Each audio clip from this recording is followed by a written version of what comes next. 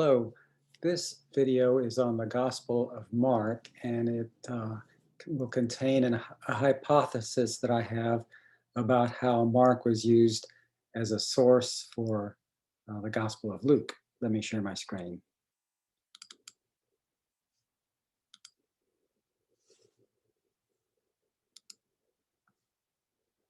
Okay, the Gospel of Mark as a source. I've already produced another video on Mark where I talked about what I thought about the date of the revision of Mark, which we have right now in our Bible. And I thought as I was developing this video that should I give a whole bunch of facts and then lead you to a conclusion, or should I present my hypothesis first and then show the facts that I believe back it up? And I decided to do the latter. I'm going to tell you right off the beginning what I think has happened with the Gospel of Mark and Matthew. My thoughts on this are shaped by my own experience as an engineer at Johnson Space Center, where I developed earlier in my career a very lengthy document that describes the requirements for one of the major systems that runs in the Mission Control Center there. And as I did it, this was a document that was used by many people, and so it was developed in the presence of others who were eyewitnesses and who knew a great deal about it. And as a result, it got revised and certain requirements were added and corrections were made. And it's I'm no longer the book manager for that document, but by now it's been revised about 20 times. So this document has been revised frequently. And so my thought is that the Gospels of Matthew and Mark are a little bit the same way. I believe that Matthew and Mark went through multiple revisions. I don't think that applies to Luke or John. But Matthew and Mark, Matthew was a disciple of Jesus. Mark lived there in Jerusalem, even at the time when Jesus was crucified and resurrected. And so as they began to write, they were writing in the presence of many other people who were eyewitnesses. And those people would, if you read Mark's gospel in church, people would come up to him afterwards and they would have things to say. They would have even things to add. And so if Mark produced other copies, uh, additional copies later on, when he did that, his gospel would likely to get longer and more detailed. It's a characteristic of revisions. The revisions tend to get longer. It's possible something might get deleted, and I'll show an example in Mark where something like that might have happened, where there might have been a little bit of information moved out, but in general, they get longer. Details get added. And for revisions of Mark, it has this implication. The canonical Mark, the one that we have in our Bible, is really the Roman revision that would have been developed, written by Mark himself when he was in Rome in the late 60s and they were beginning to undergo persecution. And that version of Mark would be longer than the earlier versions. But Luke probably got a hold of an earlier version of Mark, and Luke used that earlier version of Mark. At the very beginning of Luke chapter 1, Luke himself says that many other people have endeavored to write down what Jesus had done and said. And so Luke knew about these other sources, and Luke used some of them, and I think Mark was one of them. So if I could kind of draw a picture of it, it would look something like that. Matthew and Mark were developed in the presence of each other, and they knew each other and they would have shared information. And Luke drew from both Matthew and Mark. As well, there were many other contributors. In fact, some of the other contributors are long lost to us. You know, Paul quotes something that Jesus said. Paul says, Jesus said, "It is more blessed to give than to receive." But that thing, it sounds exactly like something what Jesus would say, but it's not in Matthew, Mark, Luke, or John. It would have come from some other source, which we don't have anymore. But for Luke, I think the story is quite simple. When he was in Caesarea and Paul was in prison, he had time to talk to many people in the land of Judea who were eyewitnesses. And so he was able to research his gospel, and then he wrote it, and then he sent it to Theophilus, and that's the version of Luke that we have right now. So that's my hypothesis. And so now let's get to a few things which we can consider as facts. So any idea about how to deal with the synoptic gospels would probably need to have something to say about these things, which are the facts of the case. First, Mark is the shortest gospel. You know, if you just count the number of chapters, Mark has 16 chapters, while Matthew has 28. Luke has only 24, but it's actually a little bit longer than Matthew if you look at like the number of words or the number of pages. And John is longer also. However, when you look at the narratives that are shared among the three synoptic gospels, Mark's version is usually the longest. That's a little bit strange that it developed that way, but it is. The main reason Mark is the shortest gospel is because he doesn't have nearly as much in there that are red letter words, the sayings of Jesus. Matthew and Mark are more closely related to each other than to Luke. I mean, Matthew and Mark are similar, and Luke shares a lot with them, but Matthew and Mark are closer. And you can look at it like this. There are 661 verses in Mark, and of those 661 verses in Mark, content from them are included in 606 verses that are in Matthew, whereas Luke has only 320 of the verses that are in Mark. Now, that's true, and that's also important, but we have to be careful because that's a little bit misleading. And to indicate what I mean by it's both true and also a little misleading, we need to understand what it means and what it doesn't mean. And I need to draw a few examples. For example, this is what you would call a copy in the Bible. On the left column, you have Psalms 108, verses 1 through 6. And on the right column, you have 1 Chronicles 16, verses 8 through 13.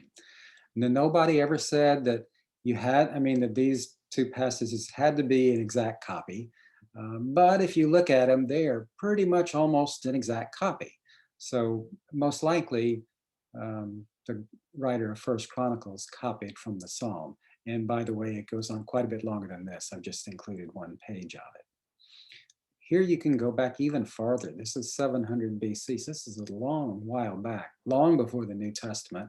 This is even before the fall of the kingdom of Judah, because this is the prophet Isaiah and the prophet Micah. And once again, the comparison goes longer than this. I've only copied 2 verses, but once again, they are almost identical. And I did have a friend once ask me, couldn't the Lord have given this important message in the same words to 2 different prophets? And the answer is yes, of course he could have.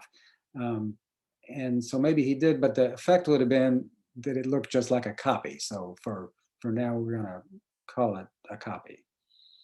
Now here's something where we have a copy of, this is common, where the New Testament is quoting from the Old Testament. So of course that would be kind of like making a copy. So this is in Hebrews 1:13, and it's copying from Psalms 110:1. In Psalms, it says, sit at my right hand until I make your enemies your footstool. And in Hebrews, it says, sit at my right hand until I make your enemies a footstool for your feet. So if you look at that, you'll see that it reads just a little bit different. And you might feel like, well, something got changed in the copying. But actually, nothing got changed in the copying, because Hebrews 1:13 is copying exactly from what's in the Septuagint. That's on the lower left-hand side where I've marked LXX. LXX stands for Septuagint. And Hebrews is quoting directly from the Septuagint. So is the Septuagint different from the Hebrew original? Actually, it is not. What has happened here is that if you translated the Hebrew very literally, you would translate it just like the Septuagint did, a footstool for your feet. But the problem is Hebrew has all sorts of duplicate sayings. It's just kind of the way that the Hebrew language works. They feared a great fear, that sort of thing. But if you try to say that in English, it comes out kind of clunky. And so when we do English translations of Hebrew, we usually smooth it a little bit, like what has happened in Psalm 110:1. But in the Septuagint is very rigidly literal, and it did not smooth it. And then when we translated it from Greek into English, we didn't do it either. So this is an example of it's a copy, but there's a translation difference.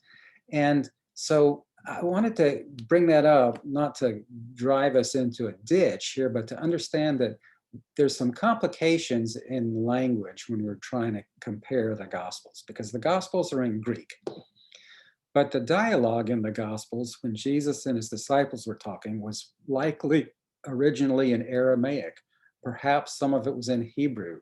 There was likely to be very little Greek. I think they probably did speak Greek, and they might have even used it a little, but mostly they would be not speaking Greek. They'd be speaking Aramaic or Hebrew. So when you read a New Testament book, it's written in Greek, but you're already dealing with one translation. And when scripture is quoting, it's quoted from the Hebrew Old Testament, but it's often coming via the Greek Septuagint, which is the Greek translation of the Hebrew Old Testament. Papias was a early Christian father, very early Christian father, who says that Matthew, when he wrote it, Matthew was originally written in Hebrew. Is that right? Maybe. Most scholars think not, but that maybe.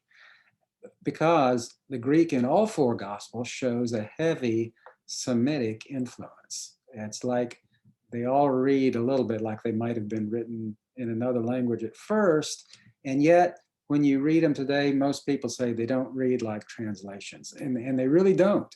So it's a little bit complicated and confusing what the situation is with languages. I don't want to be dogmatic about telling you exactly how the languages work. I just wanted to point out that that can be a little bit of a point of confusion when you're possibly a point of confusion when you're comparing the different gospels one to each other. Okay, so here we have something in the New Testament, and I want to ask, is this a copy? And what I've done is I've pretended like I'm doing one of those Bibles where where the words of Jesus are in red letters. So Jesus's words are on the left, but when you see the abomination of desolation standing where he ought not to be, and then there's this parenthetical statement, let the reader understand.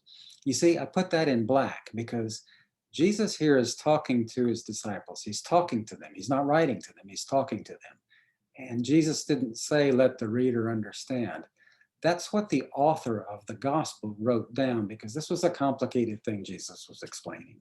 And so the author wrote, let the reader understand, the author of the gospel. But if you look at Matthew and Mark, they both put the same parentheses in the same place. So surely that has to be a copy. On the other hand, if you look at those two verses, they're not exactly the same. Now, we already looked at a few earlier copies where everything was just exactly as closely the same as it could be. But when we talk about verses from Matthew which show up in Mark, or verses in Mark which show up in Matthew or Luke, we need to realize that they are not exact copies. So they're not really copies like some of the other things we've looked at so far. Here is an example of you have the same story, but not a copy. This is the story of the feeding of the 5,000, and we can say it's not a copy because on the right, I've got the beginning of the story from the Gospel of John. John was not one of the Septuagint, not one of the synoptic Gospels.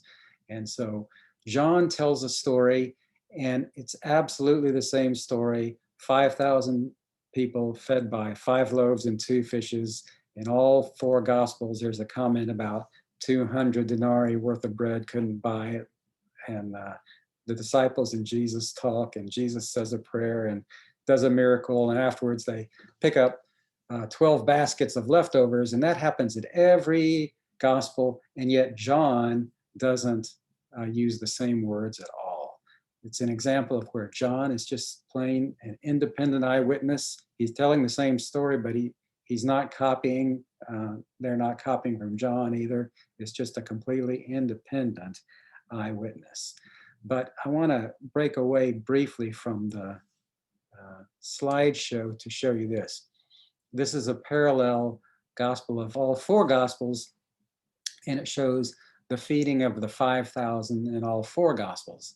Now, there's probably don't have enough time while we're doing the video to study this closely, but if you look at it, you can see that the synoptic gospels, Matthew, Mark, and Luke, are all definitely closer to one another, and they share some common words. On the other hand, Matthew, Mark, and Luke, we say they're synoptic, but they're still all very different. When you go read it, each one, Matthew, Mark, and Luke, reads a little different. And like I said in the introduction, here's Mark here, the second column. Mark is the longest, and Mark is often the longest when you have narrative passages in the Bible. So back to my slideshow. What does that all mean? Well, I said Mark is the longest and it usually has more information, but here's an example where, another different kind of example. This is in the story where Jesus heals a woman with an issue of blood. And in the story, the woman comes up from behind Jesus, and Matthew 9:21 says, she came up behind him and touched the fringe of his garment. And Mark says she came up behind him in the crowd and touched his garment. And Luke says she came up behind him and touched the fringe of his garment. Well, a couple things to observe here. First of all, this is an example of Matthew and Luke agreeing against Mark. And if you read some other people who write about the synoptic gospels, they will often argue that Matthew and Luke never agree against Mark, but that's not correct. There are a lot of minor places where Matthew and Luke agree against Mark. So don't be led astray because somebody says that they don't. Sometimes they do. And why did that happen? Well, the fringe of his garment, which Matthew and Luke are talking about, it's really the tassel on his garment. And all observant Jews, even today, according to the law of Moses, have to wear tassels on their garments. And they did back then, they still did today. And so Jesus was wearing a tassel. And so when the woman comes up behind him, she wants to be healed. So she's a little superstitious, has kind of a superstitious faith that Jesus honors, but she decides she's going to not just touch his garment, but she's going to touch like the religious part of his garment. And so that's what it says in Matthew and in Luke. Well, this is entirely speculation, but it's quite possible that that's what Mark also said in the first place too. However, Mark, the version of Mark which we've got now, was written for a Roman audience, which didn't know anything about Jewish customs. There's a few places earlier in the gospel where Mark has to stop and explain some Jewish customs, but he probably didn't want to interrupt his story to have to explain what a tassel was or why the woman tried to touch that. So he just left that out. So sometimes I think Mark usually got longer, but there may be places where he cut something out.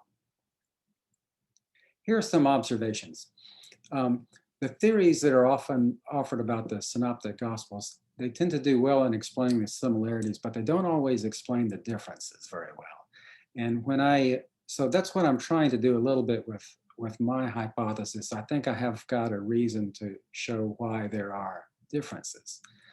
The verses that are shared between Matthew, Mark, and Luke are not copies like the other copies in the Bible. Sometimes part of it will read like an exact copy, but often one or more gospels just continues to have much more detail. Mark is usually more difficult than Matthew or Luke. And by difficult, I mean it has sayings that are worded in such a way that it's hard and you have to kind of stop and explain it. For example, in Mark 6:5, it says that Jesus was not able to do any more miracles because of their unbelief. But that sounds a little bit like he wasn't able to. So that sounds like you shouldn't be saying that about Jesus. Whereas Matthew makes it much more smooth. It says he didn't do miracles because of their unbelief. So the way it's worded in Mark is hard, and the way it's worded in Matthew is easy. And this is common. Mark has the more difficult readings. So if one gospel is using another one, it's the one that's doing the copying, the second one, the later one, that will have the easier reading, because nobody's going to take an easy reading and make it hard. Rather, you'll take a difficult reading and make it easier. So this is really evidence that Mark was the earliest. On the other hand, Mark's narratives are usually fuller, and that would not be expected if Mark was the earliest. So, you have some seemingly contradictory evidence here. So my conclusion about that is that Mark did write his gospel soon after the death and resurrection of Christ. And it was developed in the presence of many eyewitnesses. And so when that happens, Mark copied and revised his gospel multiple times. The later copies were longer and more detailed than the earlier copies. The initial versions may not even have been in Greek. I wouldn't stand for certainty on that, but some people do say, well, I would agree that the Gospels, the way that they read, they use a Semitic speech pattern that sounds kind of like Hebrew.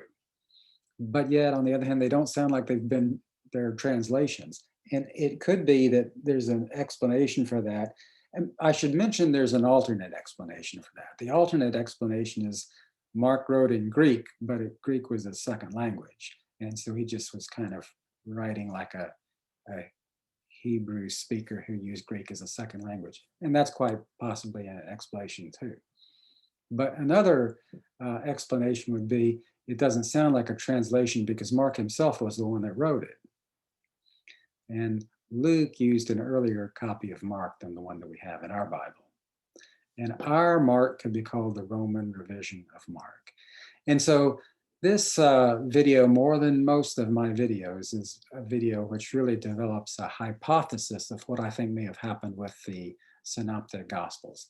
So don't take that as gospel, but it's just a hypothesis to consider. So thank you for watching this video. The next one that I do will be on the Gospel of Matthew.